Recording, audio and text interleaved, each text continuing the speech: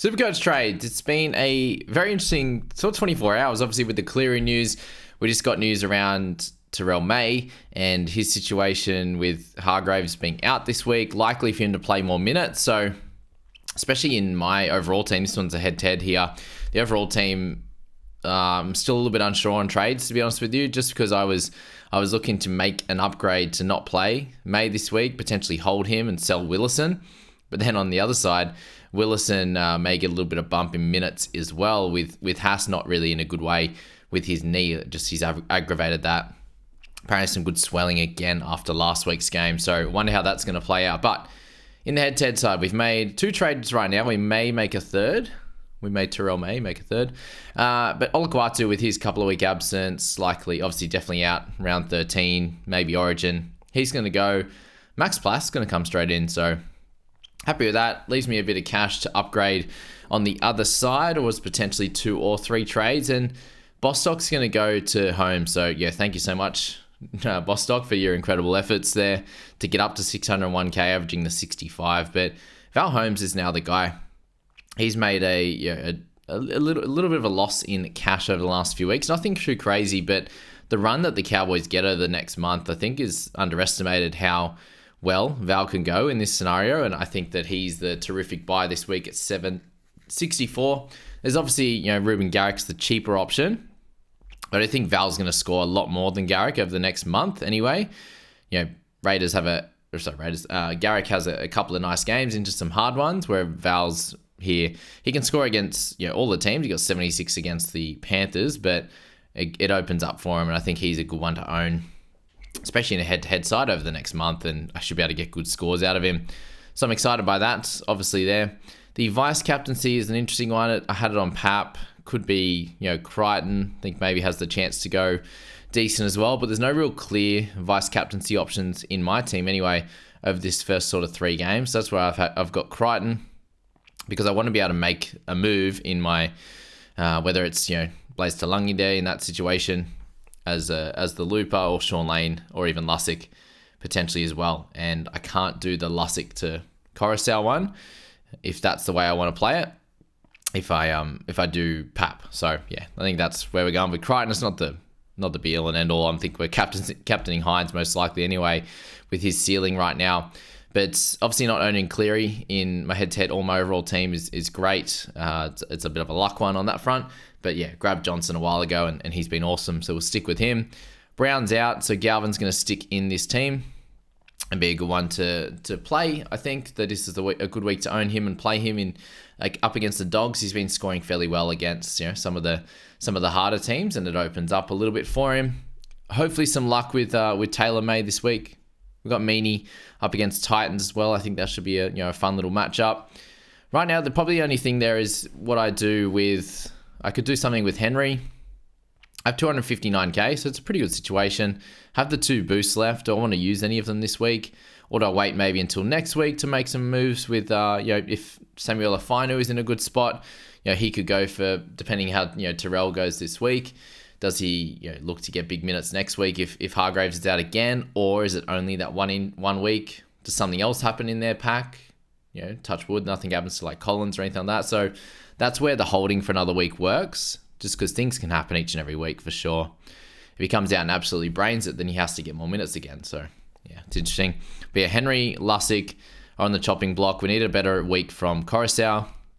Sean Lane's on the chopping block. So with so many guys there that I could move on, there's a bunch of guys that I could obviously get to next week and maybe use a boost then. Alternatively, the boost can be used this week, and Ethan Strange is someone that could be moved on. Blaise Talungi is another one we could use as well. Strange can go to any one of Garrick. I think Dan Gagai is an interesting one. Jacob Kiraz, all in that mid price there. I think Holmes is obviously the best one, but higher. And then going on from there. And if I did trade Strange to one of those guys, they would play over Smithies for me. The other option that I'm finding interesting is that of Connor Watson and the situation that is arising there, and does he keep that 13 role, and does Radley move to an edge? That's the big question mark. With Hargraves out, I'm not sure how that changes things, but we will have to wait until at least 8 p.m. tonight for the 24-hour update. But I do suspect in my side anyway, apart from the Smithy situation there, he's the one I can't wait on. really. So that's the little pain. I suppose, yeah, because if I want to not play him, that would be the plan there. I kind of have to know, I think, by the 24-hour update, because I'll need it by tomorrow. And hopefully we do find out sometime, obviously tonight at 8 p.m. with the 24-hour update, or sometime tomorrow what's happening with that, as to if I'm going to go to a Watson from Lane or Chan or even Lussick, because he's a hooker as well. That's one option there. Or to move on from Strange and go to one of those top dog center wings. So there's merit in both. I think holding another boost is probably fine. I do think the Smithies, if it is a little bit wet, or if it's a closer game, he can plug out some big minutes again, which he hasn't done for the last few weeks. So there's that as well. That's the head-to-head team. We need some wins, right? That's my big thing at the moment. Is in my leagues, I'm sitting fairly low, even though my overall rank at 8,500, whatever it is solid. The head-to-head comps, I'm just getting pumped in at the moment, just not having the right matchups at the right times. I was actually looking at, we should have a look at this while we're here. Let's just go in this one here. I am in a situation where total points-wise, I'm sitting in a pretty good spot. There's a couple of guys that are killing it here. We got, oh wow, we have overall ranked 11 in our team, in our in our comp there for sure. 7,500 I am. So I'm 8th overall out of 20, but sitting at 17th, right? Which is pretty gross. And then in the other one, I am 18th overall in head-to-head, obviously, but I am 4th overall in points. So pretty unlucky how the head-to-head situation has gone. And hopefully that, because I'm doing fairly well on the overall front, that means that my team value seems to be better than a bunch of these players, and I can be in a decent enough situation that I can continue, start winning some games, basically, because there's some guys here that are in a bit of trouble. That's for sure. But you look at head-to-head, and my points differential is, what is it, like minus 98. So all these guys down here are getting smashed, 200, except for 14th Elisa there, minus 23, minus 39. So pretty unlucky actually for these people as well, down at 12 and 14, that their points scored versus points against is fairly close there. But they're all sort of 8,400, 8,500 against. I'm 87-47 against me, which is pretty tough. And I've scored 500 points more than Josh there, Maxwell Mania, but he's got an extra win on top of me. So yeah, hopefully that luck turns around soon, because my overall rank says that I should be a little bit better, in a little bit better situation than that. And hopefully this week we can do pretty well also. If Terrell can actually get some good minutes this week, he should be able to get a good score, not lose too much money on his 91 break even, when we'll decide on that third trade. It might be a one where we could just hold and then make some decisions next week on guys like Armstrong and maybe upgrading a Sean Lane. These types of plays there I think will be good ones to look at for sure. So that's the head-to-head team now, guys. We'll move to the overall team, which I've made changes about 10 minutes ago before this video. Just trying to sort out what to do, because I was looking at Fuller, and that has changed now. It just doesn't seem to fit with Terrell likely to get some good minutes now. All right, so this is the situation. We've got Terrell May and Xavier Willison, and both may be affected positively by the news we got with Hargreaves and obviously Payne Haas. So that situation there, I was actually looking to upgrade Willison and hold May and get Willison to Adam Finnell-Blake. But to do that, I had to remove a Tommy Trbojevic or a Reece Walsh down to a Fuller. And that all sounds good in theory, but if they're going to get benefited, it's probably not worth making that third trade. And if I went Turbo to Fuller, which nets me 590k, which is just incredible, then I get him down and I upgrade what was going to be Ben Trbojevic to Ruben Garrick. It still left me with like near 400k, which worked obviously for that one with Willison up to AFB. But if I'm not going to trade those two guys, then it just seems silly to lose Turbo. Really is probably where the crux of all this is that if I lose Turbo and he comes up against the Raiders and then he comes up against Titans, I think next week. No, they already played Titans recently. And then he comes up against the Dolphins the week after, which will be a fun one in Suncorp, and I'm missing him for that, and he actually finally pops off. That is my worry. And I looked at it and went, well, maybe I can just get Armstrong this week. So Burbo's gone to Armstrong right now. I keep Turbo, which is cool. Because if Fuller doesn't play, that's the other thing. If Fuller doesn't play every week as well, like if he's in there for the next 2 or 3, that's great. He's going to make a ton of cash, right? But then are you looking to sell him, or are you holding him for round 13, 16, 19? Are you waiting him for that, or are you just using him as a cash grab and then running away? And in that case, he should score pretty well. You'll be able to play him in your 17 this week, next week for sure as well. But then you're going to want another fullback. So then you're trading him in, trading him out fairly soon to get another, to get the gun fullback back. Is it Drinkwater then? There's a few question marks around that. So yeah, that was probably where I was at. I was like, does it even fit this week? Do I want Turbo? I think I do. And in that, like, I've got Fuller in fantasy. That's going well for me, so I'm happy with that. So yeah, that's probably where I'm at right now. Armstrong probably we're going to trade in next week anyway.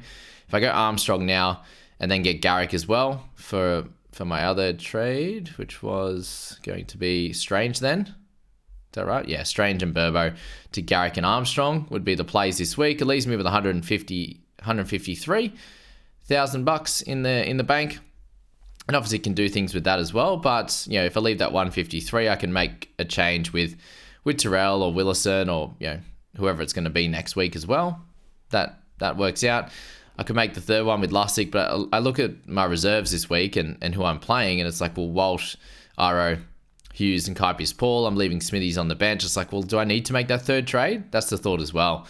Because if I do that and, Terrell plays 50 minutes this week, he's going to be a 60, 70 type of scorer, right? If he actually gets the minutes. So it's like, well, if I have him on the bench then as well, who am I leaving out? Am I leaving Kaipius Paul out? Am I leaving May out? It's like, well, I don't need to go all out this week, where other weeks it might be a situation where it's, I really need to make that third trade, or I really need to make that second trade to upgrade the team, the 17 for that week and really improve it. So yeah, by all means, that would make a difference this week if I did make an upgrade somewhere, whether it be a Lussick or something like that. But could I play that player anyway, or do I get Connor Watson? And then, how do you go about making that decision to pick who to leave out as well, especially if, as I said, Terrell's got the minutes this week.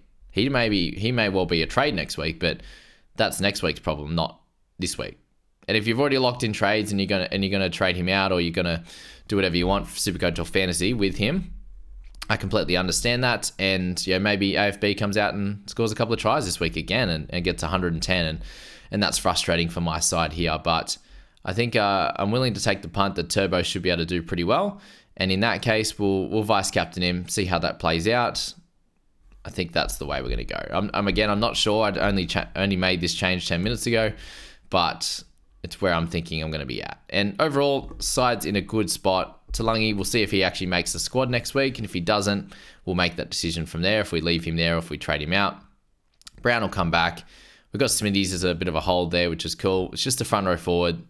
The hook position, the hooker's there, unsure on that situation, what we're going to do with that one. And then really outside of that, all our positions are good. Like 2RF, we could get like a Max Plath or something like that could work out. But again, if I traded Chan to him this week, who would I leave out to play him?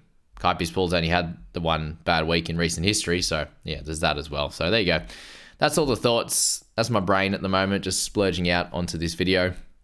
2 boosts left over is going to be helpful. I think at least one of them will be helpful. One of them might be just a luxury at some point where I probably don't need to use it. So there you go. That's my trades this week for the Supercoach situation. I will keep the guys in the private group up to date. And if you have any questions, if you feel like I make any changes, if you have any questions across the next 24 hours, and then message me or leave a comment in the the YouTube comments down below. That'll be sick. And wish you all the best of luck heading into round 9. I'm going to go get out and get some sun. See you guys.